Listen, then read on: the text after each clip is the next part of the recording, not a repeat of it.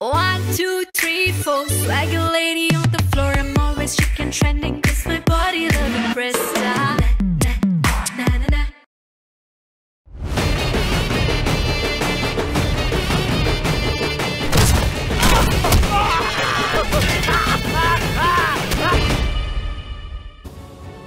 என்னால எங்க இருக்க முடியல.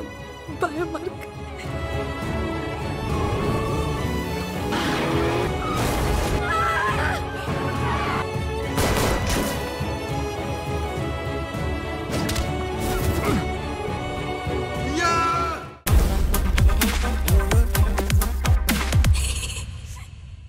Holidays nale adu namma GT Holidays da. GT Holidays, South India's #1 travel brand. You know you are special when you're with GT Holidays.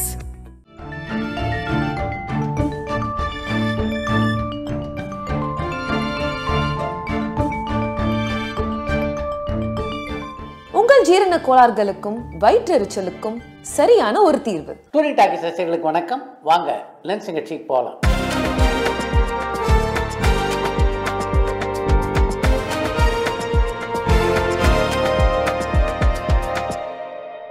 என்னம்மா முதல் கேள்வி? நடிகர் தனுஷ் ராய் என்ற வெற்றி படத்தையும் நடிகர் சிவகார்த்திகேயன் அமர் என்ற வெற்றி படத்தையும் கொடுத்திருக்காங்க. ஆனா அவங்களுடைய அடுத்த லைன் அப் படங்களை எந்த ஒரு டிஜிட்டல் நிறுவனமே வாங்கலையே. தளபதி 69 படத்துக்கே தயாரிப்பாளர் சொல்ற ரேட்டை விட 50% கம்மியாக ஓடிடி நிறுவனங்கள் கேட்கறதா சொல்றாங்களே, ஏன் இந்த நிலைமை? பெரிய பட்ஜெட் படங்களுக்கும் பெரிய நடிகர்களுக்குமே இந்த நிலைமைனா அப்ப சிறிய பட்ஜெட் படங்களுக்கும் அடுத்த கட்ட நடிகர்களும் எப்படி தப்பிப்பாங்க? ஒருவேளை 10 வருஷத்துக்கு முன்னாடி இருந்த மாதிரி தியேட்டர் வசூலை நம்பி மட்டுமே படம் எடுக்கிற காலம் வரப்போதான்னு மட்டக்களப்புல இருந்து மயூரன் கேட்டிருக்காங்க. மிகச்சரியா சொல்லியிருக்கீங்க. நீங்கள் சொல்லியிருக்கின்ற அந்த இடத்தை நோக்கி தான் இப்போ திரையுலகம் பயணப்பட்டு கொண்டிருக்கிறது அப்படின்னே சொல்லலாம். ஓடிடி நிறுவனங்கள் படங்களை வாங்க மாட்டேன் அப்படின்லாம் சொல்லலை, அவங்க விலையை குறைச்சிருக்காங்க. இதில் என்ன சிக்கல்னா, ஓடிடி நிறுவனம் மிகப்பெரிய விலையை கொடுத்து படங்களை வாங்கிய போது அதற்கேற்ப கதாநாயகர்கள் தங்களுடைய சம்பளங்களை வசதிட்டாங்க. இப்போ ஓடிடி நிறுவனம் விலையை குறைச்சிருச்சு, ஆனால் கதாநாயகர்கள் சம்பளத்தை குறைச்சிக்க தயாராகலை. அதுதான் சிக்கல். இதை சரி செய்தால்தான் இந்த வண்டி சரியாக ஓடும். சுந்தர் சி சார் நடிக்கிற திரைப்படங்கள் தோல்வி அடையுது, ஆனா அவர் எடுக்கிற திரைப்படங்கள் எல்லாம் வெற்றி அடையுது. இதுக்கான காரணம் என்ன? ஏன் அவர் நடிக்கிற படங்கள்ல மட்டும் கோட்டை விட்டுறாருன்னு சென்னையிலிருந்து சந்தனகுமார் கேட்டிருக்காங்க. நம்முடைய சாய் சித்ரா நிகழ்ச்சியிலே கலந்து கொண்ட வசந்த பாலன் திரைப்படம் அப்படின்றது ஒரு மேஜிக் அப்படின்னு சொல்லியிருப்பார். அது 100க்கு 100 சரியான விஷயம். சுந்தர் சியால் தான் இயக்குகின்ற படங்களில் அந்த மேஜிக்கை நிகழ்த்த முடிகிறது. அவர் நடிக்கின்ற படங்களில் அவரை இயக்குகின்ற இயக்குநர்களால் அந்த மேஜிக்கை நிகழ்த்த முடியல. அதுதான் அவர் நடித்து இயக்குகின்ற படங்களுக்கும் அவர் நடிக்க வேறு இயக்குநர்களால் இயக்கப்படுகின்ற படங்களுக்கும் உள்ள வித்தியாசம். சார், ராஜபார்வை அண்ட் குருதி புனல் இந்த 2 திரைப்படங்களுமே எந்த ஓடிடியிலுமே இல்ல. ஓடிடியில படத்தை வெளியிடறதுக்கு ஏதாவது தடை இருக்கான்னு சென்னையிலிருந்து ரவிக்குமார் கேட்டிருக்காங்க. நீங்க குறிப்பிட்டுள்ள 2 படங்களின் உரிமையும் கமல்ஹாசன்கிட்ட தான் இருக்கு அப்படின்னு நினைக்கிறேன். மிக விரைவிலேயே அவர் ஓடிடி தளத்தில் அந்த படங்களை வெளியிட வாய்ப்புகள் இருக்கு. தமிழ் சினிமால எந்த நடிகருக்கு லேடிஸ் கெட்டப் கச்சிதமா பொருந்திருக்குன்னு காஞ்சிபுரம்ல இருந்து சரவணன் கேட்டிருக்காங்க. தமிழ் சினிமாவை பொறுத்த வரைக்கும் பல நடிகர்களுக்கு இந்த பெண்வனம் கன கச்சிதமாக பொருந்திருக்கிறது. உதாரணத்துக்கு சொல்லணும்னா கமல்ஹாசன், விக்ரம், பிரசாந்த், சிவகார்த்திகேயன், சந்தானம் என்று பலரை சொல்லலாம். சரி, இனி ஒரு முறை சந்தன கடத்தல் வீரப்பனை பத்தி படம் எடுத்தாங்கன்னா அந்த கதாபாத்திரத்துக்கு இயக்குனர் வெற்றிமாறன் 100% பொருத்தமா இருப்பார்னு நான் நினைக்கிறேன். இதை நீங்க மறுக்க முடியுமான்னு திருச்சியிலிருந்து பாலு கேட்டிருக்காங்க. திருச்சி பாலு சொல்கின்ற ஒரு விஷயத்தை அவ்வளவு எளிதில் என்னால் மறுக்க முடியுமா? இயக்குனர் பாலு மகேந்திரா சாரனுடைய வீடு திரைப்படத்தினுடைய ரீல் அழிஞ்சிட்டதா பல வருஷத்துக்கு முன்னாடி அவர் சொல்லியிருந்தாரு. இந்த மாதிரி ரீஸ்டோர் பண்ணப்படாத தமிழ் கிளாசிக் திரைப்படங்கள் உண்டுன்னு பல செய்திகள் இருக்கு. இந்த மாதிரியான கிளாசிக் திரைப்படங்களை பாதுகாக்க ஏன் திரைத்துறை சங்கங்கள் முயற்சிக்கலன்னு திருவண்ணாமலையிலிருந்து திவாகர் கேட்டிருக்காங்க. திரைத்துறையிலே உள்ள சங்கங்கள் இப்ப பல்வேறு பிரச்சனைகளை சந்தித்துக் கொண்டிருக்கின்றன. அதனால இதையெல்லாம் செய்வதற்கு அவங்க கிட்ட நேரமும் இல்லை, பணமும் இல்லை. சார், அவ்வை சண்முகி திரைப்படத்துல உலக நாயகன் கமல்ஹாசன் சாரனுடைய சண்முகி கதாபாத்திரத்துக்கு குரல் கொடுத்தது யாருன்னு கனடால இருந்து மாலினி கேட்டிருக்காங்க. இவ்வளவு காலம் கழிச்சு இப்படி ஒரு கேள்வி கேட்டீங்கன்னா எப்படி? அவ்வை சண்முகி படத்திலே உடலாலும் குரலாலும் சண்முகியா மாறி இருந்தவர் தான் கமல்ஹாசன். அந்தமான் தீவு திரைப்படத்துல எம்ஜிஆர் சார் புகைப்பிடிச்ச காட்சி எப்படி பேசப்பட்டது, அண்ட் அந்த டைம்ல அந்தமான்ல அந்த படம் ரிலீஸ் ஆச்சான்னு சென்னையிலிருந்து சந்தனகுமார் கேட்டிருக்காங்க. அந்தமான் கைதி படம் வெளியான காலகட்டத்தில் அந்த விஷயம் பெரிய விவாத பொருளாக மாறவில்லை அப்படின்னு தான் சொல்லணும். அந்தமான் கைதியினுடைய முதல் வெளியீட்டின் போது அந்த படம் அந்தமானில் வெளியாகவில்லை. எம்ஜிஆர் சார் டூப்பை யூஸ் பண்ணாம ரொம்ப கஷ்டப்பட்டு எடுத்த சில காட்சிகளை பத்தி சொல்ல முடியுமான்னு கேரளால இருந்து ஜெயராஜ் கேட்டிருக்காங்க. எம்ஜிஆர் பெரும்பாலும் சண்டை காட்சிகளில் ரிஸ்க் எடுத்து நடிக்க விரும்ப மாட்டார். ஆனா தான் அந்த சண்டை காட்சியிலே நடித்தது போல இருக்க வேண்டும் என்பதிலே மிகுந்த அக்கறை செலுத்துவார். அதை எப்படி சரியாக செய்யணும் அப்படின்ற வித்தை தெரிந்த ஒரு நடிகர் எம்ஜிஆர். விளையாட்டு துறையிலும் சினிமா துறையிலும் சாதனை படைத்து வர நடிகர் அஜித்துக்கு அவரை ஊக்குவிக்கிற விதமா பத்மபூஷன், பத்மஸ்ரீ, தேசிய விருது ஆகிய விருதுகள் கிடைக்கிறதுக்கான வாய்ப்பு இருக்கான்னு சாத்தூர்ல இருந்து ரவிக்குமார் கேட்டிருக்காங்க. திரைத்துறையினருக்காக இந்திய அரசால் வழங்கப்படுகின்ற உயரிய விருதான தாதா சாஹேப் பால்கே விருது மற்றும் பத்மஸ்ரீ, பத்மபூஷன் போன்ற விருதுகளை பெறுவதற்கான எல்லா தகுதியும் அஜித்துக்கு இருக்கு. விரைவிலே அது போன்ற விருதுகளை அவருக்கு வழங்க வாய்ப்புகள் இருப்பதாகவே நான் நினைக்கிறேன். தளபதி 69 திரைப்படம் இப்பதான் ஆரம்பிச்சிருக்காங்க. அதோட ஓடிடி ரைட்ஸ் அவங்க ரிலீஸ் அப்ப கூட விற்பாங்க. ஆனா நடிகர் விஜயனுடைய படத்துக்கு இந்த ஒரு நிலைமையான தலைப்பு வைக்கிறீங்க. ஆனா லால் சலாம் திரைப்படத்தினுடைய ஓடிடி ரைட்ஸ் இப்போ வரைக்கும் விற்கல. அதை பத்தி ஏன் யாருமே பேசலன்னு சென்னையிலிருந்து கார்த்திக் கேட்டிருக்காங்க. லால் சலாம் திரைப்படம் ரஜினிகாந்த் கௌரவ வேடத்தில் நடித்த ஒரு திரைப்படம். விஜய் 69 படத்தை பொறுத்த வரைக்கும் அப்படி அதை சொல்ல முடியாது. இன்னொரு விஷயத்தை நீங்க சரியா புரிஞ்சுக்கணும். ஓடிடியில் இந்த படங்கள்லாம் வியாபாரம் ஆகலை அப்படின்னு நாம சொன்னது இருக்க, அது விஜயை குறைத்து மதிப்பிடுவதற்காக அல்ல, ஓடிடி மார்க்கெட் எந்த அளவு சரிந்திருக்கிறது என்பதை எடுத்து காட்டுவதற்காக. கேம் சேஞ்சர் திரைப்படத்துக்கு இன்னும் கொஞ்சம் கால அவகாசம் கொடுத்திருந்தா படத்தை நல்லா எடுத்திருப்பேன்னு இயக்குனர் சங்கர் சார் ரீசெண்டா ஒரு பேட்டியில குறிப்பிட்டிருந்தாரு. அண்ட் படத்தினுடைய கால அவகாசமும் 5 மணி நேரம்னு குறிப்பிடப்பட்டிருந்தது. சங்கர் சார் மாதிரியான ஒரு நல்ல அனுபவம் உள்ள இயக்குனரால ஒரு படத்தை 2.5 மணி நேரத்துக்குள்ள எடுக்க முடியாம இருக்கிற நிலைக்கான காரணம் என்ன? அண்ட் சங்கர் சார் இதுக்கு முன்னாடி எடுத்திருந்த சிவாஜி திரைப்படத்தினுடைய டியூரேஷனும் அதிகம்னு படிச்ச மாதிரி ஞாபகம். சங்கர் சார் மாதிரியான ஒரு மூத்த இயக்குனருடைய போக்கு தமிழ் சினிமாவுக்கு ஆரோக்கியமானதான சென்னையிலிருந்து விக்ரம் கேட்டிருக்காங்க. கேம் சேஞ்சர் திரைப்படத்தை பொறுத்த வரைக்கும் சங்கர் சொல்லி இருக்கின்ற அந்த சமாதானம் இருக்க, அது ஏற்றுக்கொள்ளக்கூடியதா இல்லை அப்படின்னு தான் நான் நினைக்கிறேன். முன்னாடிலாம் ஒரு படத்தினுடைய ப்ரமோஷனுக்காக படக்குழுவினர் அந்த படத்தினுடைய இயக்குனர் குறிப்பிட்ட வார இதழுக்கு இன்டர்வியூ கொடுத்தாங்க.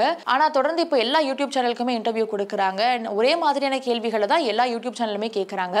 படத்தினுடைய ப்ரமோஷனை கொஞ்சம் சுவாரஸ்யமா ஆக்கிறதுக்கு ஏதாவது வழிகள் இருக்கான்னு திருச்சியிலிருந்து மணி கேட்டிருக்காங்க. இதெல்லாம் சினிமா சங்கங்கள்லாம் சேர்ந்து முடிவெடுக்க வேண்டிய விஷயமா சொல்லுங்க. அந்தந்த யூடியூப் சேனல்கள் தான் எப்படி புதிதாக கேள்விகளை கேட்கலாம் அப்படின்னு தங்களை தயார் செய்து கொள்ள வேண்டும். ஒரு படத்தினுடைய சென்சார் சர்டிபிகேட்டுக்கு 10 வருஷம் தான் வேலிடிட்டி இருக்கு. அப்படி இருக்கு மதகஜ ராஜா திரைப்படத்தை 12 ஆண்டுகளுக்கு கழிச்சு ரிலீஸ் பண்ணிருக்காங்க.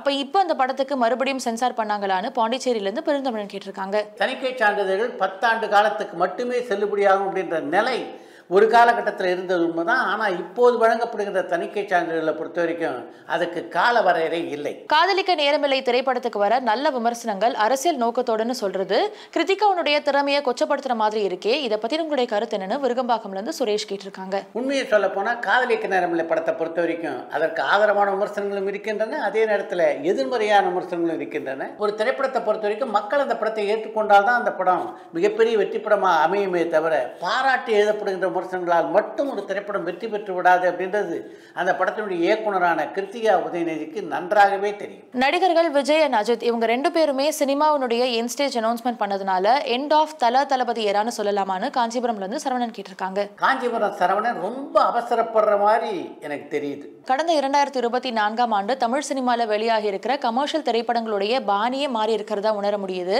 சில வருடங்களுக்கு முன்னாடி வந்த மசாலா திரைப்படங்கள் மாதிரி போன வருஷம் வரல.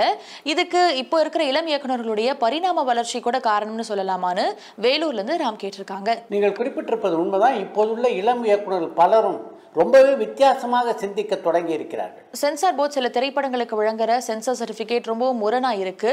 ஏன்னா ஒரு சில திரைப்படங்கள்ல சில கெட்ட வார்த்தைகளை மியூட் பண்ற சென்சார் போர்ட் அதே திரைப்படங்கள்ல சில வார்த்தைகளை மியூட் பண்றது இல்ல.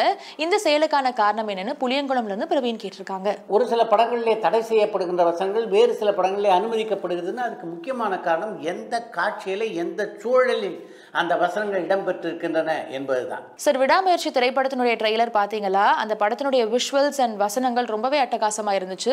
இந்த திரைப்படத்துக்காவது லைகா நிறுவனம் ப்ராப்பரா ப்ரமோஷன் பண்ணி வெளியிடுவாங்களா அல்லது முந்தைய படங்களுக்கு வந்த அதே நிலைமை தான் இந்த படத்துக்குமானு மட்டக்களப்புல இருந்து மயூரன் கேட்டிருக்காங்க. விடாமுயற்சி ட்ரெய்லரை பொறுத்த வரைக்கும் மிகப்பெரிய வரவேற்பு இன்று வரையிலே ரசிகர் மத்தியில் அந்த ட்ரெய்லர் பெற்றுக்கொண்டு வருகிறது. அந்த படத்தை விளம்பரப்படுத்துறதுக்கு அந்த ஒரு ட்ரெய்லரே போதும் அப்படின்னு பல திரைவிமர்சகர்கள் கருத்து தெரிவித்திருக்கிறார்கள். சாதாரணமாகவே லைகா நிறுவனம் படங்களுடைய ப்ரமோஷனில் எந்த அளவுக்கு கவனம் செலுத்துவாங்க அப்படின்னு உங்களுக்கு நல்லா தெரியும். இந்த ட்ரெய்லர் இப்படிப்பட்ட ஒரு வரவேற்பை பெற்று இருக்கும்போது அதை தாண்டி அவங்க என்ன ப்ரமோஷன் பண்ண போகிறாங்கன்னு தெரியல.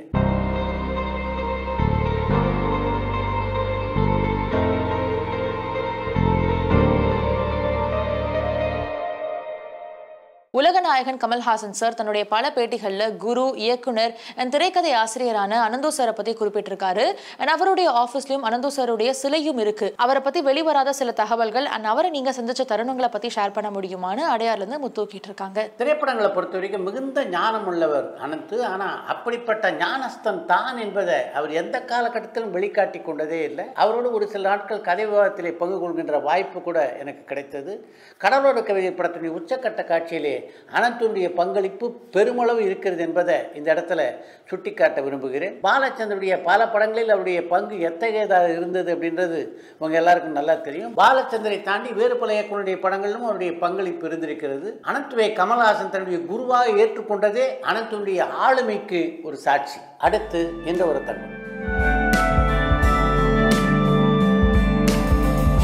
தமிழ் சினிமாவில் பாட்டுத்துறையிலே பல சாதனைகளை புரிந்தவர் தான் கவிஞர் வாலி. புதிதாக பாட எழுத வேண்டும் என்று வருகின்ற கவிஞர்கள் என்னென்னலாம் செய்யணும், அவங்க என்னென்ன தகுதிகள் எல்லாம் வளர்த்து கொள்ள வேண்டும் என்பதை பற்றி ஒரு பத்திரிகை பேட்டியிலே மிக அழகாக தன்னுடைய கருத்துக்களை பதிவு செய்திருக்கிறார் கவிஞர் வாலி. பல சூழ்நிலைகளில் உள்ளவருடைய உணர்ச்சிகள் புரிபட வேண்டும்.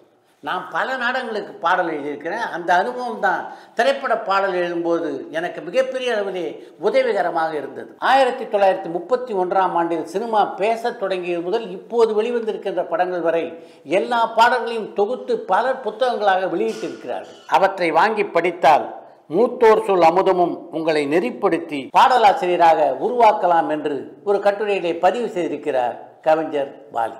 அந்நியன் பட வாய்ப்பு எப்படி வந்தது? ராஜேஷ் தான் ஃபோன் பண்ணினான். முன்ன எப்போ வந்தேள் நீங்கள், சங்கர் சார் ஆஃபீஸ்லேருந்து உங்களை வலை வீசி தேடின்னு இருக்காங்க, முதல்ல ஃபோன் பண்ணுங்க அப்படின்னு சொல்லி நம்பர் கொடுத்தான். சரி வாங்கிட்டு ஃபோன் பண்ணேன். கமலுடைய தசாவதாரம் படத்தில் கூட நீங்கள் நடிக்கிறதா இருந்தது இல்லை? நான் கடவுள் போது தான், அந்த ஷூட்டும் போது தான் எனக்கு தாடியெல்லாம் நிறையா வச்சுட்டு நாங்களாம் கட் பண்ணக்கூடாதுன்ட்டாங்க. நீங்களும் டான்ஸர், அவரும் டான்ஸர், அதை பற்றி பேசுவீங்களா? அதில் தான் அந்த அந்த எங்களோட சீன் தான் ஸ்னீக் பீக்கே போட்டிருந்தாங்க. நானும் அவரும் உட்காந்து இந்த வெங்கல டம்ளரில் தண்ணி அடிப்போம். ஆயிலா பொண்ணுன்னு மாரில் போட்டு வளர்த்தேன், என் மானத்தை வாங்கிட்டாளேடா பார்த்தா. நான் போய் அவகிட்ட கேட்குறேன், பண்ணினி அடி உண்மையை சொல்லடின்னு. பரபரப்பான சினிமா செய்திகள், நட்சத்திரங்களின் பேட்டிகள், சினிமா வரலாறு ஆகியவற்றை பார்க்கவும் படிக்கவும் உங்களுக்கான இணையதளம் tourantalkies.co.